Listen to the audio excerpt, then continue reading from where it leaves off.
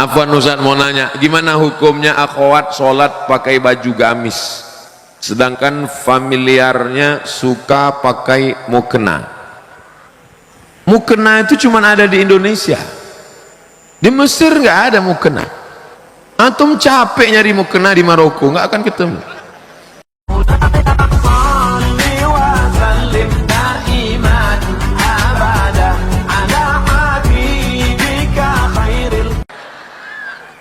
Bagaimana menurut Ustadz tentang kebijakan baru, yaitu nikah minimal harus 19 tahun dan harus ada sertifikat siap nikah terlebih dulu dengan mengikuti pelatihan 3 bulan.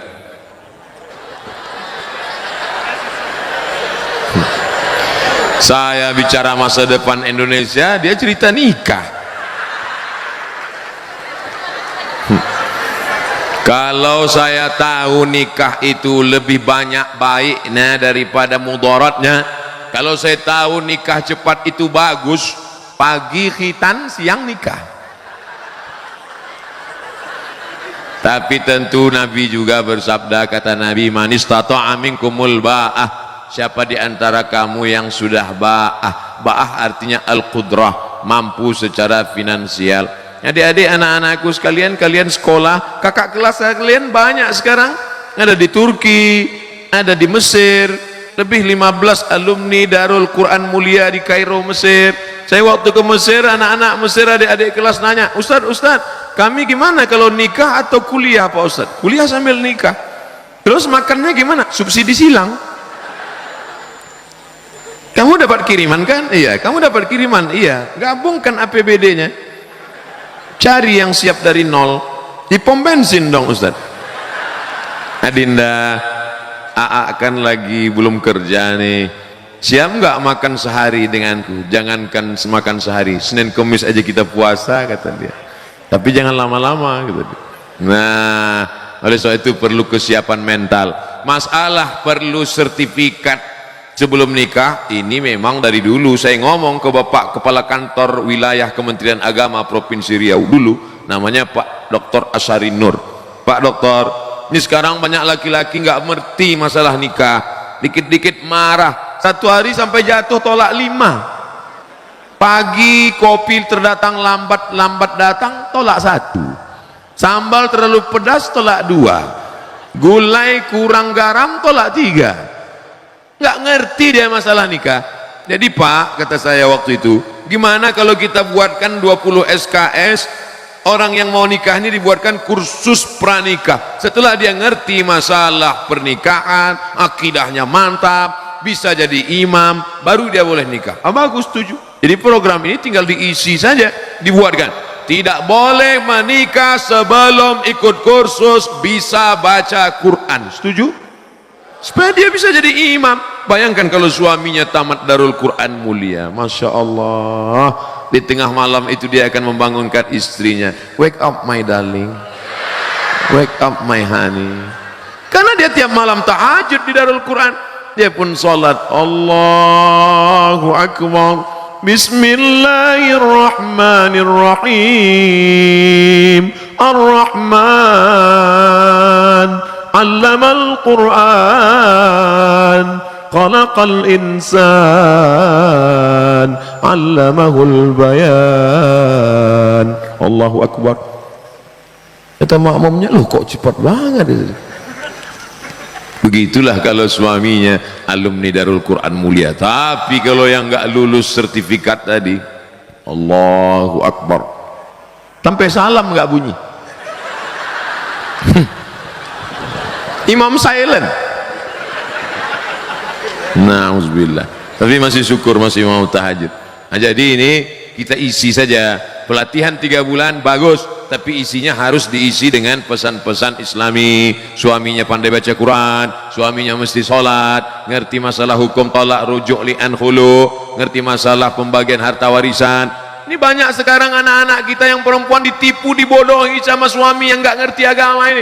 Hei istriku, sejak kamu jadi suami, sejak kamu punya suami aku, maka segala surat tanahmu, surat mobilmu, semuanya milik aku, karena sorgamu di bawah tapak kakiku. Ini pembodohan luar biasa.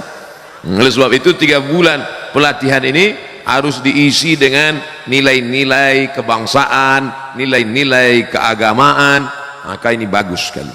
Assalamualaikum Ustaz. Waalaikumsalam. Semoga antum selalu dalam lindungan Allah ya. 2150 santri mendoakan saya menembus pintu-pintu langit. 2150 santri mendoakan, dari yang kecil-kecil tadi. Yang kecil-kecil malah manggil Ustaz. Ya kan? Anak-anak yang tak berdosa itu. Afwan Ustaz mau nanya, gimana hukumnya akhwat sholat pakai baju gamis sedangkan familiarnya suka pakai mukena? Mukena itu cuma ada di Indonesia. Di Mesir nggak ada mukena. Antum capek nyari mukena di Maroko, nggak akan ketemu. Jadi pakaian dalam Islam itu tidak diatur oleh fashion style, tapi yang diatur adalah sifatnya. Sifat pakaiannya longgar, menutup aurat, maka dia sudah boleh dipakai untuk sholat. Tidak dilihat kainnya, walaupun kainnya terbuat dari jeans, kain jeans tapi longgar, kainnya jeans tapi longgar lebar, karena tidak diatur kainnya terbuat dari apa. Oh, nggak boleh pakai jeans Pak Ustaz, sholat pakai jeans nggak batal. Mana dalilnya? Ini minal jinnati wan nas. Nggak benar ini. Nah, jadi jin yang nggak boleh itu kan jin sempit. Jin sempit yang sampai darahnya pun nggak mengalir, dipakai jam 8 jam 9 pucat, tertahan darah sampai menjerit itu, Pak tolong tolong, itu yang nggak boleh. Coba lihat pakaian perempuan Jepang, kimono. Kalau ada orang Jepang masuk Islam mu'alaf, sholat dia pakai kimono, tertutup semuanya, longgar, sah sholatnya. Begitu juga dengan waktu saya dulu ceramah tinggal di hotel waktu di Taiwan. Sebenarnya saya mau ngasih tahu saya ceramah di Taiwan. Jadi saya lihat di dinding hotel itu ada gambar perempuan Cina, saudara kita Tionghoa, tapi yang zaman-zaman dulu ternyata bajunya panjang. Nonton nggak sinetron siluman ular? Itu bajunya panjang. Lama saya perhatikan, tinggal pakai jilbab aja dia, panjang, longgar, tutup aurat, tinggal pakai jilbab aja sah untuk sholat. Ya, jadi agama Islam, ya ayuhan nabi, wahai Muhammad SAW, qul li azwajika, katakan kepada istrimu, wa banatika, anak perempuanmu, wa nisa'il mu'minin, perempuan yang beriman, bagaimana? Yudnina alaihinna min jalabibihinna, panjangkanlah kain. Karena dulu mereka orang jahiliyah pakai kain, kepalanya ditutup, lehernya kelihatan, pakai ke bawah tapi betisnya kelihatan. Turun ayat, turunkan leher tutup dan betis tutup sampai bawah, maka sholat dia dengan demikian, sholatnya sah. Nah, ini tentang masalah menutup aurat.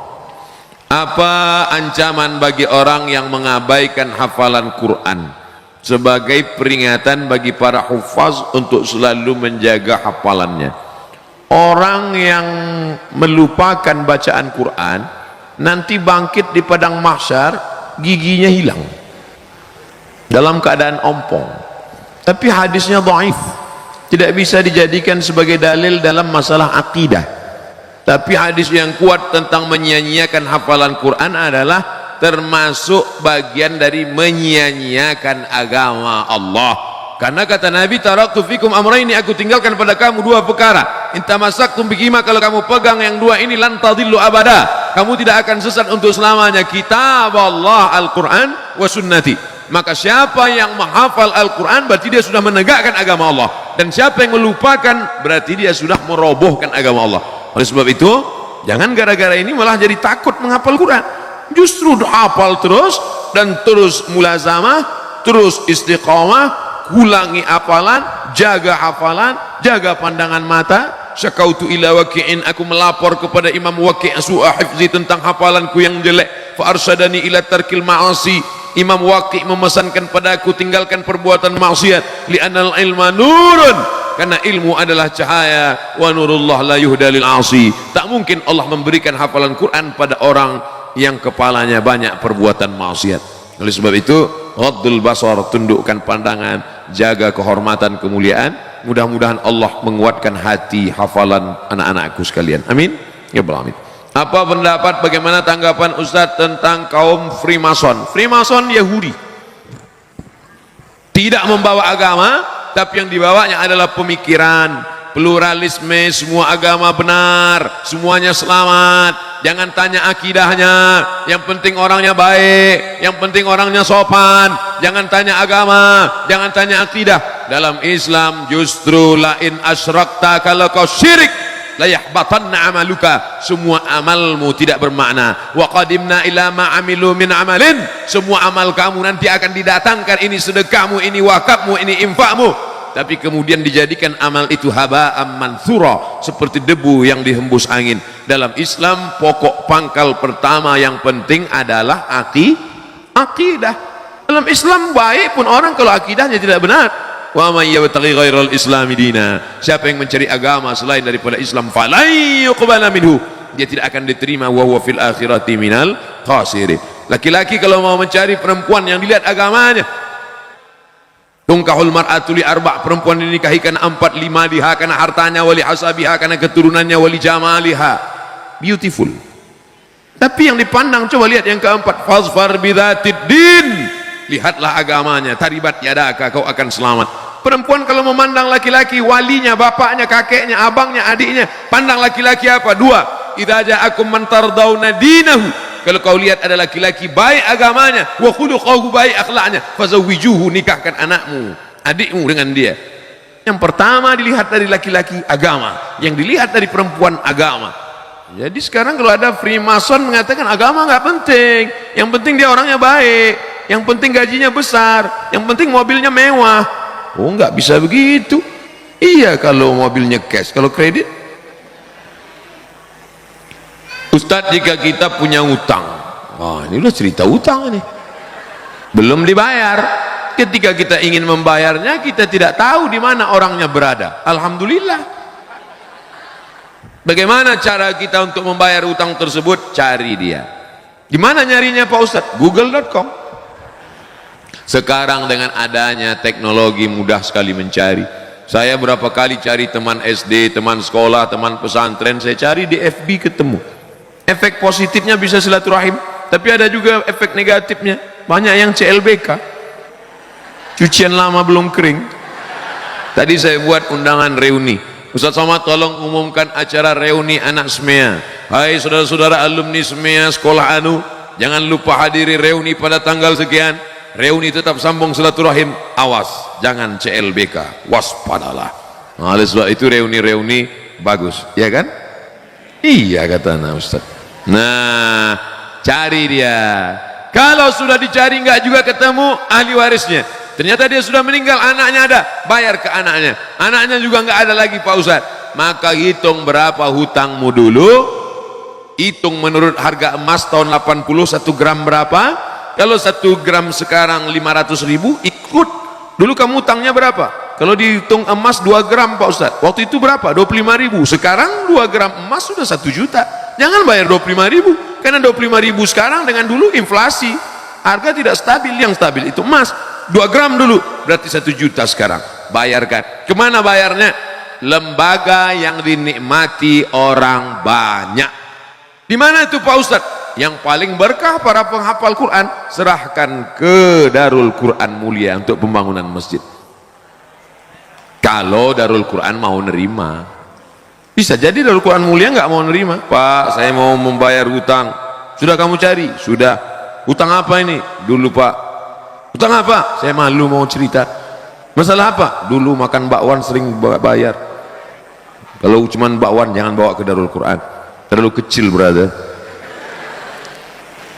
Serahkan ke lembaga yang dinikmati orang banyak. Apa itu? Panti asuhan, pondok pesantren, pembangunan masjid, panti jompo. Bagaimana mengurangi kemaksiatan yang sudah menjadi kebiasaan, bahkan sudah menjadi karakter, sudah menjadi perbuatan kebiasaan. Pepatah kita mengatakan Allah bisa karena biasa, terbiasa. Kalau terbiasa bangun jam 3, setelah itu sholat tahajud, habis itu sholat witir, habis itu ngapal, habis itu ngulangi hafalan, habis itu tahsin, habis itu, maka dia akan terbiasa. Begitu juga sebaliknya, kalau sudah terbiasa buat dosa, maka perbuatan yang pertama mesti dilakukan adalah taubatan nasuha. Ya ayyuhalladzina amanu, orang beriman, tubu ilallah taubatan nasuha. Setelah itu berjamaah buat komunitas, komunitas ekstatu, mantan petatu, komunitas jembloan fisabilillah, komunitas biker subuhan, komunitas banyak, buat komunitas, karena serigala akan menerkam kambing yang melepaskan diri dari jamaah. Alaikum bil jamaah, iyyakum wal furqah. Setelah itu sering-sering lihat orang sakit, sering lihat orang mati, melihat liang kubur, kalau perlu liang lahat itu dipoto, dijadikan wallpaper, jadi supaya ingat terus.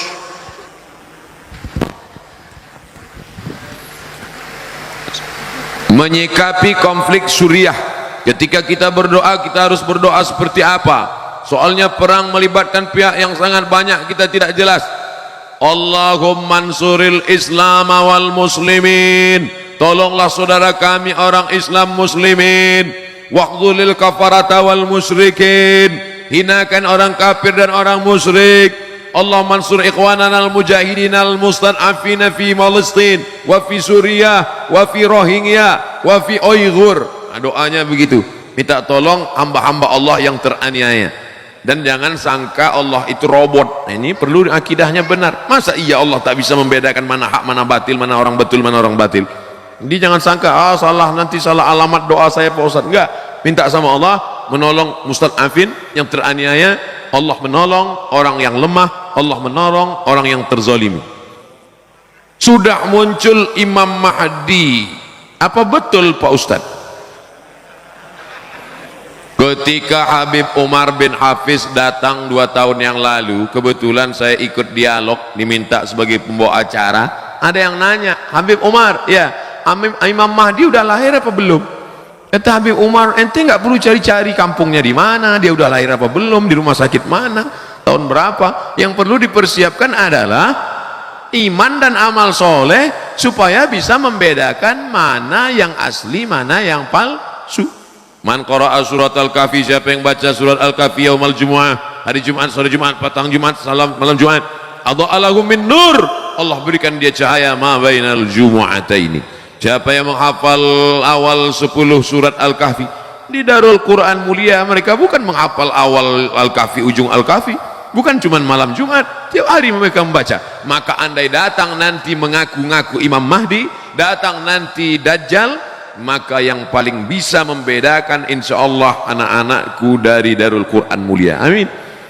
Kenapa mereka bisa membedakan? Karena mereka diberikan cahaya oleh Allah. Man lam yaj'alillahu lahu nuran fama lahu min nur. Siapa yang tidak diberikan cahaya, maka tak mungkin dia bisa membedakan. Makanya di antara doa Nabi, Allahumma ja'al fi qalbi nura wa fi sam'i nura wa fi basari nura wa an yamini nura wa min yasari nura min amami nura min khalfi nura min fawqi nura min tahti nura. Kenapa minta cahaya? Supaya bisa membedakan mana Al-Masih asli, mana Al-Masih Dajjal, mana Imam Mahdi, mana Imam Mahadi. Banyak sekarang ngaku-ngaku Imam Mahdi, macam-macam bentuknya. Minta baiat, baca tuh di koran, coba cari nanti di internet, ngaku Imam Mahdi. Banyak sekali. Baik di Imam Mahdi internasional maupun Imam Mahdi lokal. Iya, ada itu. Tawaf dia di Makkah, minta baiat di samping Ka'bah, ditangkap sama polisi Masjidil Haram. Masa iya Imam Mahdi bisa ditangkap? Tentang Al-Quran dan musik, saya pernah baca tulisan, semakin banyak musik, semakin banyak lagu musik yang kita hafal, semakin banyak hafalan Quran kita yang hilang. Apa betul itu Pak Ustadz? Musik yang melalaikan. Wa minan nasi man yashri lahwal hadis. Ada sebagian manusia membeli lahwal hadis. Lahwal hadis yang dimaksud itu kata Imam Mujahid. Mujahid itu murid dari Imam Abdullah bin Abbas. Abdullah bin Abbas adalah murid Nabi Muhammad SAW yang banyak riwayatnya dalam tafsir Imam Abu Ja'far Ibnu Jarir At-Tabari. Murid Ibnu Abbas itu Mujahid, Ad-Dhahhak, Ikrimah, paling banyak riwayat. Karena doa Nabi untuk Abdullah bin Abbas, Allahumma faqihhu fid din wa'allimhu ta'wil. Makanya disusunlah tafsir Tanwirul Miqbas, kumpulan tafsir Abdullah ibn Abbas. Abdullah bin Abbas radhiyallahu anhuma.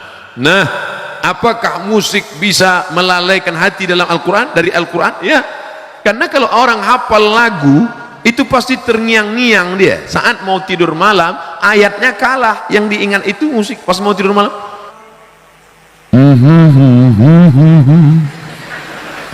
Dia terngiang-ngiang sampai nanti pas mau sakratul maut pun bisa. Oleh sebab itu maka, tapi kalau lagunya lagu religi, lagu solawat, lagu yang mendekatkan kepada ingat mati, yang searah sejalan dengan Al-Quran, karena Al-Quran itu sendiri pun dibaca dengan lagu.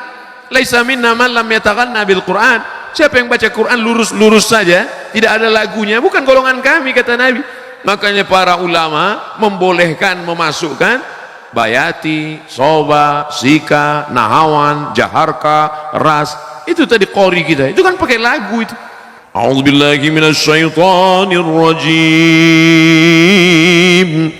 Bismillahirrahmanirrahim. Itu pakai lagu. Gimana baca Quran nggak pakai lagu? Alhamdulillahirabbil alamin. Pakai lagu. Yang nggak boleh itu lagu yang mengajak pada perbuatan maksiat, selimut tetangga, cinta satu malam. Apa ini lagu? Mengajak pada perbuatan zina. Tapi kalau lagunya ingat mati, lagunya mengingatkan kepada Rasul, lagunya pula Al-Quran, Allahumma rahamna bil Quran, itu ada lagunya. Azan aja pakai lagu, azan itu pakai lagu. Allahu Akbar, Allahu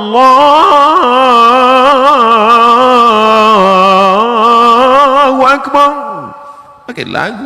Gimana azan nggak pakai lagu? Allahu Akbar, Allahu Akbar, itu bukan azan, ngamuk.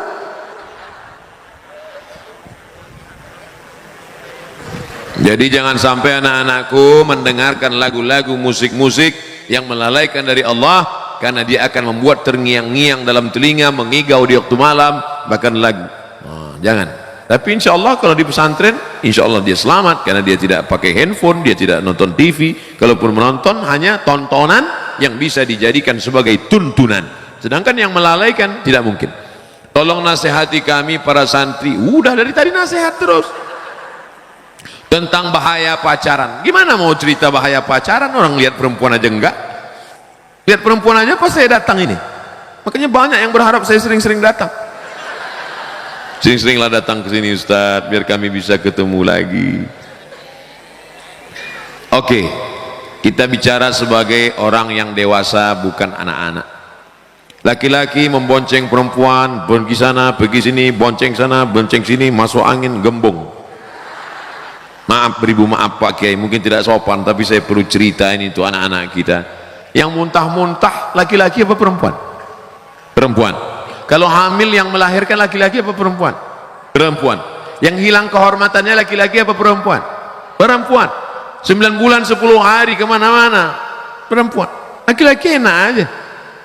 Tertulis di botol, do not accept if seal is broken. Jangan terima botol kalau segelnya rusak. Laki-laki apa perempuan? Perempuan. Oleh sebab itu jangan pacaran, karena kalian yang rugi. Laki-laki ini enak aja dia. Oleh sebab itu maka, tapi kalian yang laki-laki, ingat, kalian yang sekarang mempermainkan perempuan, 20 tahun lagi kalian akan punya anak perempuan. Anak kalian perempuan, istri kalian perempuan. Hati-hati, hati-hati. Apa yang kalian lakukan hari ini akan berbalik kepada kalian di masa akan datang. Waspadalah. Terutama di antara kami ada yang masih terikat dalam pacaran, mungkin karena belum tahu apa saja bahaya. Sudah kusebutkan. Kalau kau lakukan juga, rasakanlah sendiri. Pertanyaan terakhir, saya ingin tanya tentang niat saya ingin masang behel untuk merapikan gigi. Setelah saya cek ke dokter, ada kemungkinan harus sedikit mengikir gigi karena tidak cukup ruang. Bagaimana pendapat Ustadz tentang hal ini? Merubah yang tidak layak menjadi layak boleh, merubah yang tidak normal jadi normal boleh. Ada jenis-jenis orang yang punya gigi, kalau dia senyum kita malah takut. Hehe, gitu. Yang begitu itu boleh dia robah. Tapi yang sudah bagus, yang sudah normal, malah diotak-atik sehingga menjadi abnormal, masuk dalam kategori 5 hadis riwayat dari sahabat Nabi as-sahabi al-jalil Abdullah ibnu Mas'ud radhiyallahu an. La'anallahul wasimat, Allah melaknat tukang buat tato, wal mutasimat, minta buatkan tato, wal mutanammisat, mencabut, ini alis apa bulu mata? Mencabut alis, mengotak-atik alis, wal mutafallijat, mengotak-atik gigi, wal mughayyirat, yang kelima, lil husni, merubah ciptaan Allah untuk merasa lebih cantik. Setan mempermainkan dia. Kata setan, masukkan kresek ke wajahmu, dagu panjang, isinya kresek. Enggak kresek Ustaz, silikon. Silikon itu kan plastik, kresek. Makanya kalau diperiksa wajahnya itu cuma 5% yang daging, lain kresek. Dagu plastik, hidung plastik. Suntik 2 bulan pertama cantik, masuk bulan ketiga dagu turun, hidung turun, tinggal lo ambil sapu lidi, nenek sihir. Sampai ini apa nama yang di ujung ini? Bulu mata. Ini pun plastik juga, lentik plastik. Ada orang bakar sampah, layu, panas. Apa ini? Biarlah engkau cantik karena bekas air wudukmu, engkau cantik karena cahaya Al-Quran dari matamu, engkau cantik karena bekas sholat tahajud. Siapa yang sholat tahajud di waktu malam, cahayanya dijaga Allah sampai di waktu siang. Loh, itu anak alumni Darul Quran Mulia itu kok bercahaya wajahnya? Iya, bekas air wudhu. Emangnya aku tayamum? Oleh sebab itu maka orang yang selalu mengotak-atik wajahnya, sobek di sini, suntik di sini, isi di sini, itu dipermainkan setan. Wala udillannahum, aku sesatkan, wala umanniyannahum, aku buat mereka berilusi, berhalusinasi, engkau makin cantik, engkau lebih cantik, engkau lebih cantik. Tapi sebenarnya dia saja yang merasa cantik, orang melihat dia malah takut. Saya melihat orang bagi operasi itu malah wajahnya mengerikan, menakutkan. Coba lihat di internet contoh beberapa artis barat bule yang wajah di hari tuanya amat sangat menakutkan akibat dari merubah-rubah ciptaan.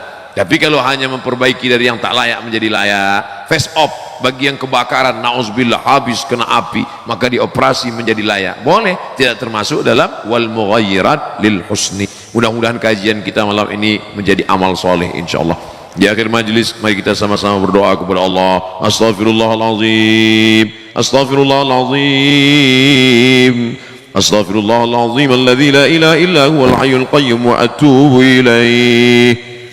Allahumma arhamna bil Quran, curahkan rahmat kasih sayangmu kepada kami berkat kemuliaan Al-Quran.